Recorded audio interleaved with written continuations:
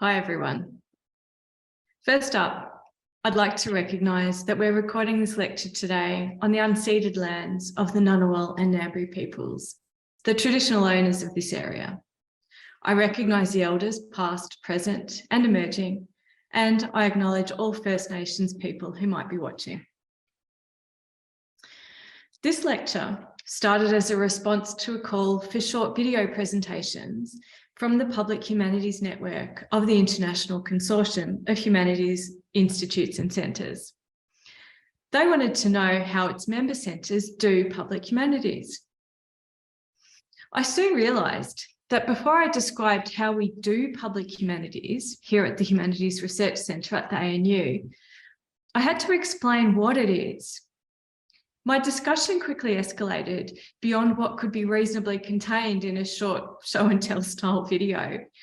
So I decided to write a separate lecture explaining what we mean by the term public humanities, how we define, understand, and how we value the term. So this lecture complements the much more exciting how we do public humanities short video that we're also currently producing, and that will be released soon. In the meantime, though, to get a sense of the public humanities research and activities that we develop and support, please have a look at our website. My final qualifier is that this talk is primarily for an academic audience. It's still a work in progress and it's quite long because I'm still working through a whole heap of ideas. But if you've got feedback, comments, ideas or suggestions, I'd love to be in dialogue with you. So please email me. So to start, I'm going to start by introducing the HRC, my work as director of the HRC and my role as a professor of public humanities. I'll also describe our location and the intellectual position that we occupy. So the Humanities Research Centre's core aim is to advance the production, dissemination and public translation of outstanding and innovative interdisciplinary and multidisciplinary scholarship in the humanities across the ANU, nationally and globally.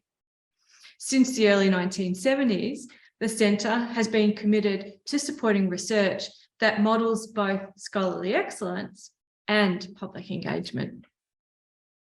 Even 50 years after we were created, our focus firmly remains on the question of what it means to be human. Indeed, this is perhaps an even more urgent question today than it has been in the past. So we're committed to the belief that an expanded knowledge of human cultures facilitate our understanding of what binds us together and what differentiates us from one another as individuals and as members of diverse communities. We recognise that there is a cultural element to every single aspect of life, and we understand that ways of knowing associated with the humanities is a prerequisite for ensuring an improved global future that is fashioned from more ethical approaches to decision-making in all aspects of life.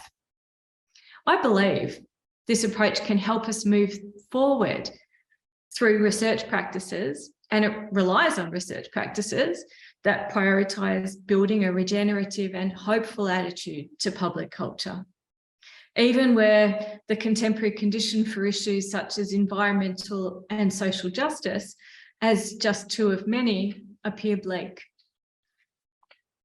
My interest in putting hope to work as a framing emotion for our research has emerged from listening to the communities with which we work, as well as the general public and the cultural sector. It also developed out of an attempt to counteract generational despair and perceptions of disciplinary paralysis and crisis in the university sector. My own research interests, which span museum studies, history, anthropology, and cultural studies, advance this core aim in and through several ongoing and emergent projects. For the past 20 years, I have worked with national and community-based museums and archives around the world. My particular focus is exploring the role that museums and other forms of public culture play as sites of political exchange to draw attention to the impact of culture in political histories and processes. I've written a number of books that explain and explore how museums across the world have conducted contemporary collecting and how they've been involved in and identified as sites of activism, culture wars, and controversy. One of my current projects is editing a cultural history of protest, dissent, and activism. It's a 6-volume project on the global history of protest, dissent, and activism from antiquity to the 21st century. I'm currently researching collections also at the Museum of Australian Democracy, primarily for this project. And I'm working as an advisor for the Vietnamese Museum of Australia, which is an exciting new community-led development that will open in Melbourne in 2025. It's a really great privilege to be part of that project. So let's start with some definitions. Let's start with public culture. Public culture research is, for me at least, premised on the fact that the humanities contributes to shape the understanding and lived experience of all people and all communities. It recognises that the kinds of questions we ask as academics are actually not all that different from the kinds of questions people out there in the real world ask. It reminds us that the humanities are essentially about culture, and there's a cultural element to every single aspect of life, including as human culture manifests in medicine, science and engineering, in politics and economics, architecture and geography, and of course in the social sciences. The humanities doesn't just give researchers a singular cut and paste style template for disseminating or communicating their research outputs. It helps them identify what the most pressing and key research questions are, and to draw from advanced understandings about complex, heterogeneous sets of knowledges and information to deal with human culture, or look at the implications for human life and culture of even the hardest of hard science research. More than the term public humanities, the term public culture can effectively signal the fact that the critical and historical approaches to thinking and the analytic tools and teams that we rely on are drawn from many disciplines, including those from the social sciences and other fields.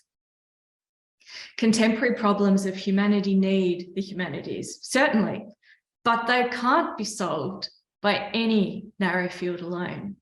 Moreover, culture itself refuses to play by the rules set by the academy.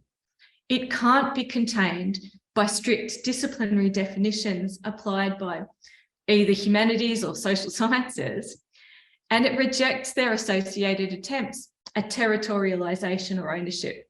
Instead, it sits right at the boundary across disciplinary divisions.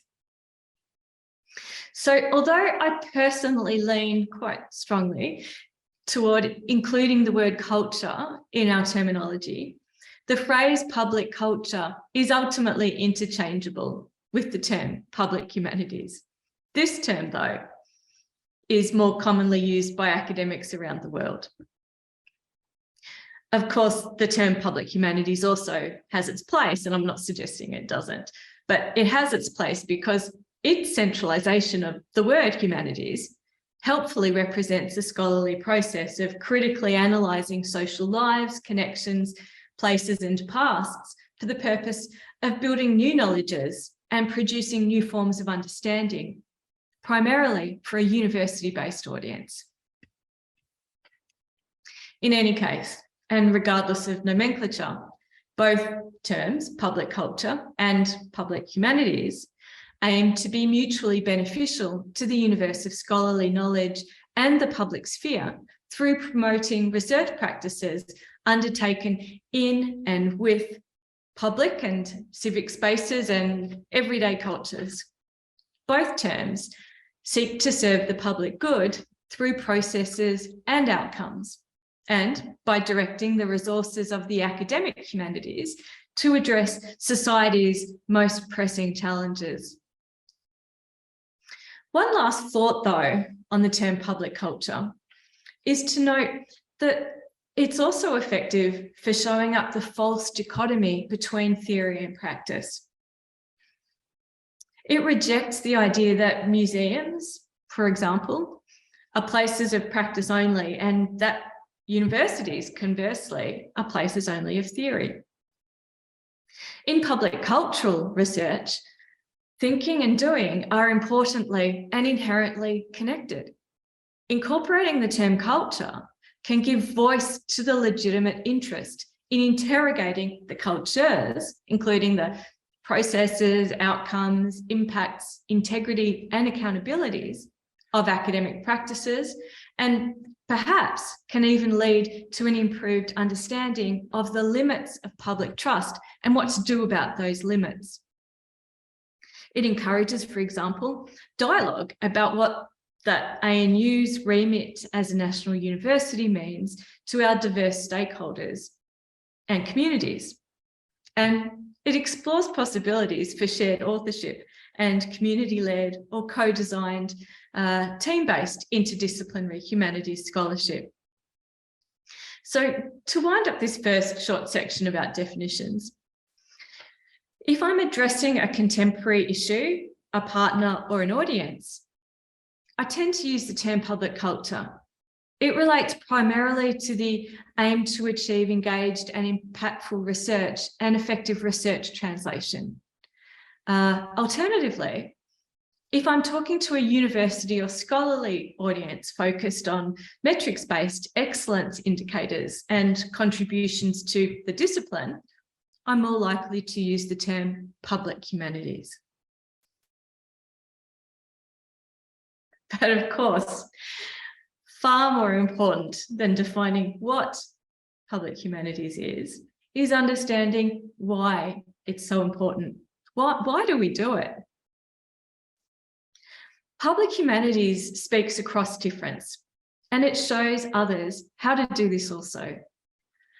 At a really fundamental level, speaking across difference might mean finding a way to talk to someone who holds different views to you. This work might involve creating a safe space for empathy and education or disagreement. It often means using techniques for representing hidden or untold experiences.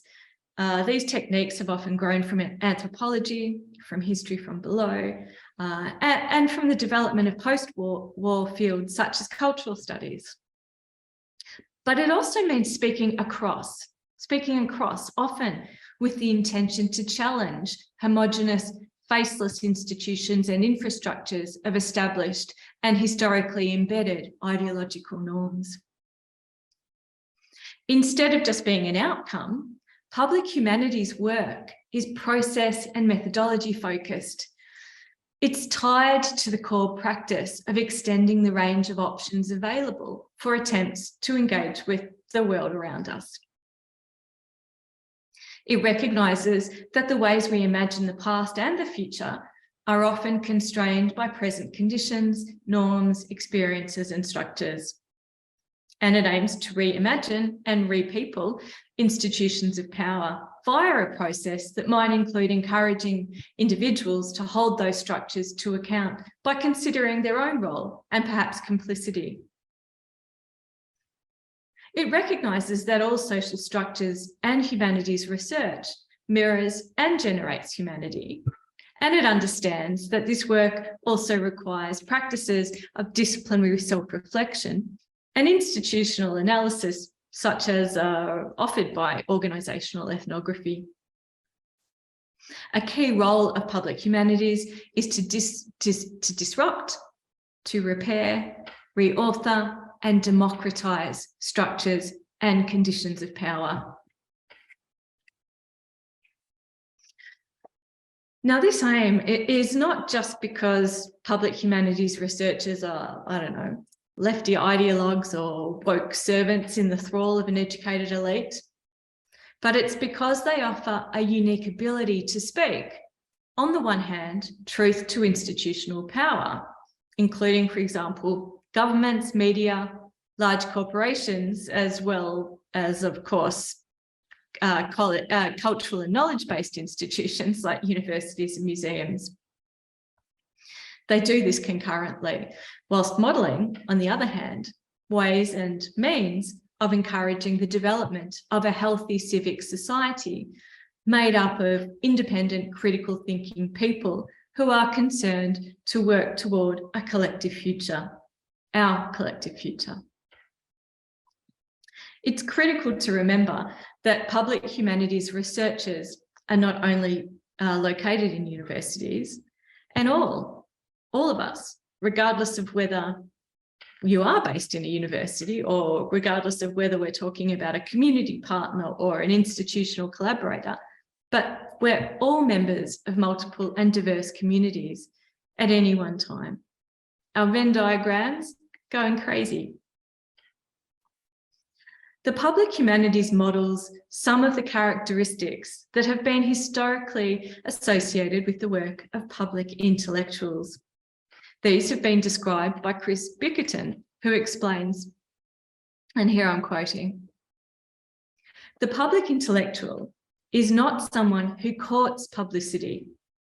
Public intellectual refers to a particular relationship between a body of ideas and the public, between a thinker and their audience. One of the vocations of public intellectuals is to create a language that does not already exist. They do this by providing a framework and a language for people's experiences. This lifts such experience that's anchored in daily life. It transforms it into something potentially universal." End of quote. Bickerton gives Bruno Latour as an example of this kind of public intellectual figure, saying that one of the reasons for his popularity in the later part of his career was that he provided a language for all those trying to understand the relationship between humanity and nature on the context of climate change. Let's move now to consider some of the complexities and challenges arising from the approach to research that I'm presenting. This discussion section will offer some points on the topic of discussing impact.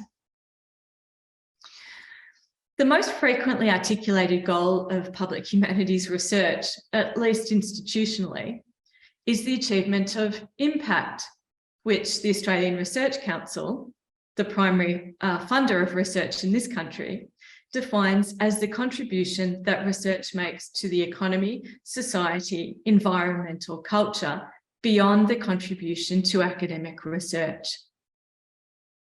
Within the national funding landscape in Australia, research impact is assessed by public-facing outcomes rather than in terms of the benefit it may yield for the academic or for the scholarly community. Of this, Professor Brian Schmidt, ANU Vice-Chancellor and Nobel Prize winner, says, and here I'm quoting, "Around the world, but especially in Australia, governments are cutting curiosity-driven research in favour of research with a direct commercial application. This short-term thinking fails to understand that the innovations we need actually come from the giant pool of ideas generated by curiosity, what we in universities call basic research." End of quote. The Australian Research Council's formulation reflects the UK's Research Excellence Framework, as well as the Times Higher Education's impact rankings, which attempt to measure the progress made by universities globally toward the United Nations Sustainable Development Goals by 2030. The Times Higher Education's impact rankings methodology for 2023 explained that the impact rankings, and this is a quote, can be a catalyst for action, a mechanism for holding our universities to account, and an opportunity for them to highlight the great work that they are already doing." End of quote. The utility of culture discourse directing the university sector's embrace of impact has precedence with the neoliberal government frameworks for arts funding and national cultural policy employed throughout the UK and, to a lesser extent, Australia and other nations through the 1990s. Precursors are also present in the expectation that continues today for public cultural institutions such as museums and libraries to become activist institutions. The trend for socially responsible institutions, where funding is contingent on evidence that social change has occurred as a direct result of an institution's actions, which is, of course, notoriously difficult to provide, particularly when we're talking about short-term funding cycles, is evident in the ARC's prioritisation of impact. However, the distinction between scholarly contribution or excellence and public impact, so between excellence and impact, is often an artificial one. Public humanities work shows up the falsity of a dichotomy that insists on excellence and impact occupying opposing ends of a research spectrum. Indeed, counteracting polarised thinking is inherent public humanities work, which seeks to model a practice of thinking better, that is, with and through techniques of curiosity, imagination, independent critical thought, collaboration, and a sense of social responsibility to ensure a more democratic and inclusive future.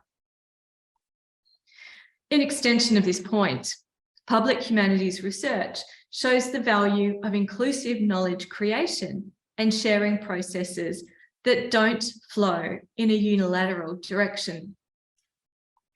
It does not align with the stereotyped image of information being transmitted from a named university expert to a less educated, often faceless public. And it also rejects extractive research, where researchers take information from a non-academic, often community source, and represent it as new to an academic audience, to a third party, such as a government bureaucracy, or to another ill-defined audience.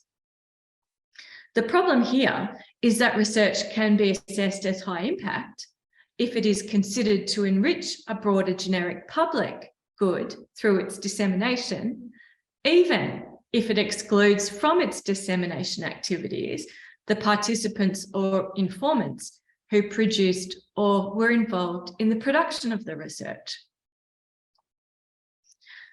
At the risk of pushing the analogy between museums and universities too far, a notable, highly questionable contemporary defence for extractive information processes was attempted in 2002 by Neil McGregor.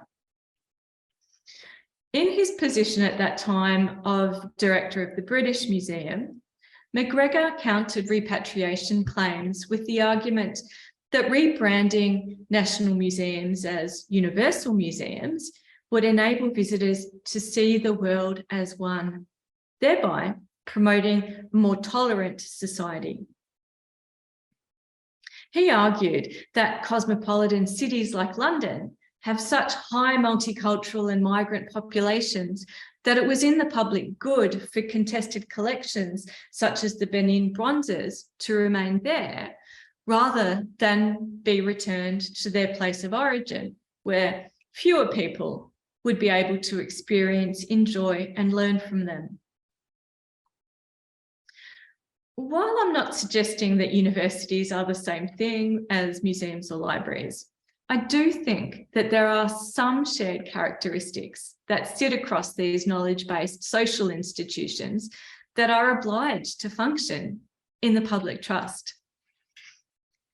The points of similarity can be articulated for a university-based audience by briefly mentioning the defence made by Ada Souf in 2019 of her decision to resign from the board of the British Museum. Although addressing the museum as a public cultural institution, her points resonate for other civic institutions, including universities. She argues, and I'm quoting, "Public cultural institutions have a responsibility, not only a professional one towards their work, but a moral one in the way they position themselves in relation to ethical and political questions. The world is caught up in battles over climate change, vicious and widening inequality, the residual heritage of colonialism, questions of democracy, citizenship, and human rights. On all of these issues, the museum needs to take a clear ethical position," unquote. Souf continues to make a point that has direct relevance to universities seeking to extend their civic engagement remit. "Any story the museum chooses to tell," she says, "must finally be judged in context. That is, in relation to how it behaves, where it gets its money, how it treats its workers, and who it considers partners." I really like Souf's argument, which rejects a simplistic idea that in order to be socially responsible and reflective actors, universities and museums must be instrumentalist in their remit. The contention that research must have an applied outcome consistent with specific national priorities can marginalise traditional humanities research. Rather than attempting to jump on a utilitarian bandwagon, however, public humanities research can make a case for the potential that all humanities research can create social impact, particularly because it often takes as a key goal the demonstration of what this looks like and, of course, how it can be developed. Based then on the premise that excellence and impact are not mutually exclusive, public humanities research questions, methods, and processes can allow us to address and contextualize urgent changes and challenges in society. It can allow us to generate new knowledge in order to expand public experience and the understandings of such, including understandings around authorship and agency, who gets to speak for who, when, and how. And it can extend scholarly understandings about organisational structures, power, and influence, and contribute to questions associated with traditional humanities disciplines. My understanding is consistent with the findings from the Humanities for All initiative that was developed by the US National Humanities Alliance Foundation. This collated information about 2,000 public humanities projects that were undertaken across the past decade in the United States. Their analysis of data from the projects presents the following 5 goals as being typical of public humanities research. 1, informing contemporary debates. 2, amplifying community voices and histories. 3, helping individuals and communities navigate difficult experiences. 4, expanding educational access. And 5, preserving culture in times of crisis and change. These goals are consistent with what I understand of public humanities research. That is, as the Humanities for All team observes, public humanities-based content and methodologies can productively reorient current conversations by contextualising concerns, encouraging participants to question previous assumptions, and enrich both disciplinary and public knowledge through discussion. I also share their belief that the humanities are important politically speaking, not in terms of right or left partisan politics, but in terms of enfranchising people to join and shape the public conversation, to practice active citizenship. This identifies as a crucial overarching goal of public culture and humanities work, the provision of resources and confidence to explore how to think and speak. Rather than promoting a politically narrow or skewed version of the truth, or telling people what to think, public humanities research is based on, demonstrates, and aims to provide people with the critical thinking skills that are required to assess the information that they are receiving, wherever it comes from, for themselves and for the good of their own and others' communities. Now, there are three main types of research activity that are most often associated with public humanities work. I'm typically loath to employ categorized thinking, I have to say, but I'm going to do it here, mostly in an attempt to undercut the polarization by the ARC and others of research excellence and impact. My aim in presenting this approach is to use the language of institutional assessment techniques to demonstrate their own flaws.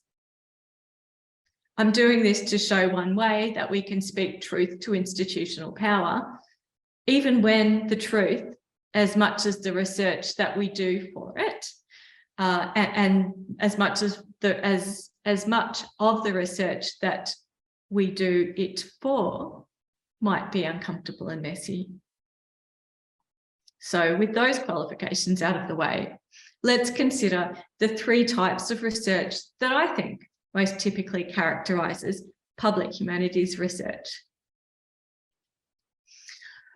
First is outreach, which refers to research translation. This means public programming and media for a general or targeted external audience. It includes translation, that is communication of scholarly research findings for a public audience. It includes public-facing academic outputs that advocate for the value of humanities to sway public opinion for purposes of political persuasion, usually to boost understanding and awareness or to create a change in attitude. Activities might seek to improve community knowledge about something that was previously unknown or poorly understood, or raise awareness of an important issue that gets limited media coverage by disseminating new research findings. They might endeavour to better equip individuals, groups or organisations with knowledge, skills or infrastructure to gain positive benefits. The primary audience for this kind of work is the public or publics. The second type of public humanities research is collaboration, which refers to engaged research. This means research initiatives where academics work with community members or external partners in the creation of knowledge, usually for the mutually beneficial transfer of knowledge, technologies, methods, or resources. This work values collaboration, process, and methodology as much as outcomes. Indeed, process will itself often be considered an outcome in this kind of research field. This kind of work focuses on team and project-based, action-oriented and negotiation-based learning that will benefit communities or lead to the co-creation of new knowledges based on a broader range of experience and expertise. This research may be community initiated and community-led. It will prioritise frequent reporting to stakeholders and will emphasise creating impact throughout all stages of the work rather than just at the end.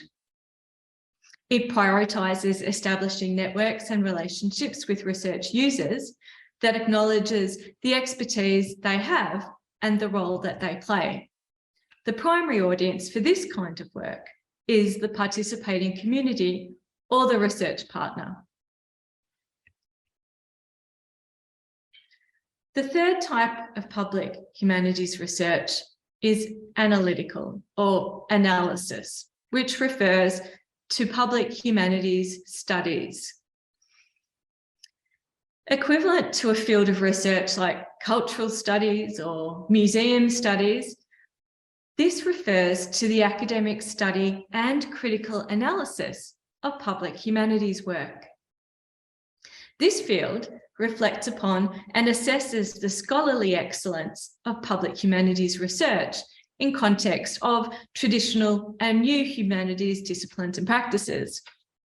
It will assess public humanities projects in context of a growing corpus of other case studies and theoretical frameworks.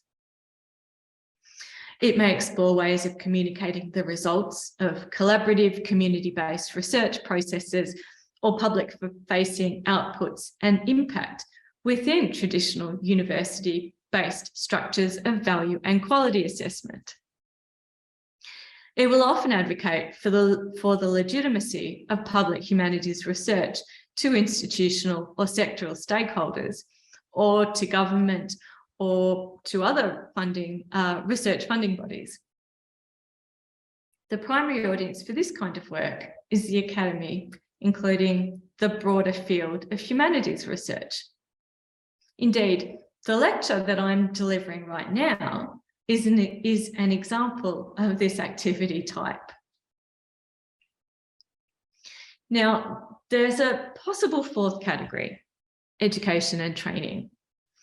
But capacity building, be it disciplinary, university-based or directed workplace located instruction, graduate level research training, professional development or practical upskilling, is a fundamental prerequisite of all these types of research, and it's central to all the work that we do. So I'm not going to address it separately in today's talk. In practice, the three types of research I've presented of outreach, collaboration, and analysis often coexist or overlap with each other. As just one example, the Timber Detective Agency podcast that I'm producing currently with my colleague, Dr. Katrina Grant from the Centre for Digital Humanities Research and Claire Sheridan from the ANU Collections area, is a public outreach activity. But it presents research that has been developed and in fact could have only been developed out of a collaboration. So it's more than one of those categories. In fact, I believe that the most effective research requires the persistent intersection of these categories. This is important because attempts to translate research findings to the public would achieve minimal impact if we don't also show why they should care about whatever it is we're trying to communicate. Achieving impact requires understanding the stakeholders we're presenting our research to. It means accommodating different timelines and concepts of time, especially for community-based and volunteer research partners, in order to learn about the ontologies and epistemologies structuring their and other people's worlds. The case for understanding the necessary interrelationships between these activity types has been explained by Kara Komtosh as necessary to overcome. A distinct challenge for public humanities, shared with museum anthropology, she says, is how to bring people together around a common interest without assuming what people's objectives, values, and priorities will be.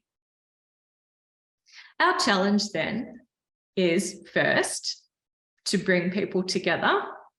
Second, to enable them to present their own objectives, values, and priorities.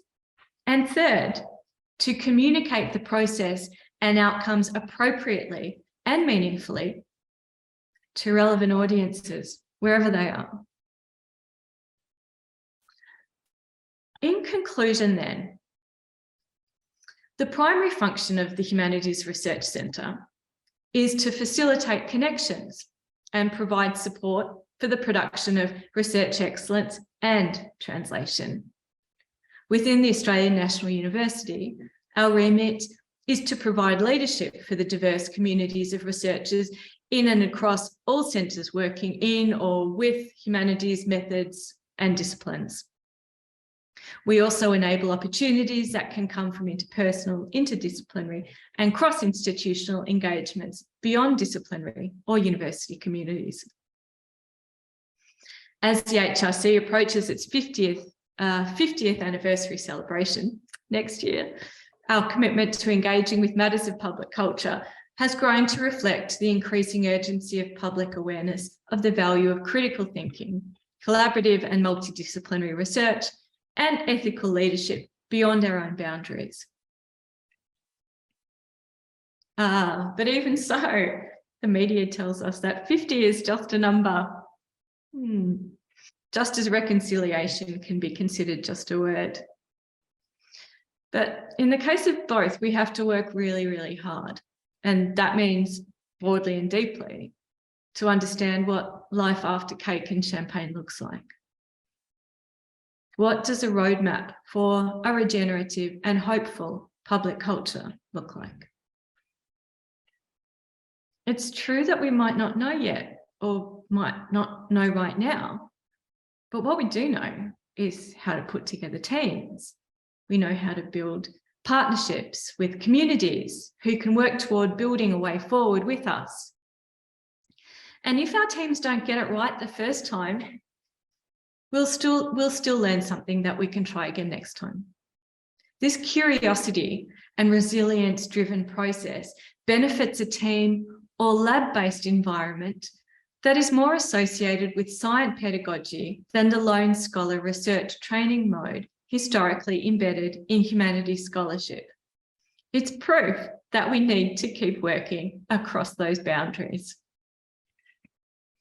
Despite this, no field can meet the challenges of the world alone, and a prominent role for the humanities in public discourse has never been more evident or necessary. Not just to communicate the outcomes of scientific research, but to formulate the very questions we all need to be asking. So finally, in summary, I invite you to join us in reflecting on the lessons of the past and engaging in conversations about the issues that confront us now and into the future. I hope that we'll have more opportunities to meet in person and that we'll also continue to build and be of value to our online researchers, partners and communities. Wherever you're located, please stay connected. Thanks very much. See you soon.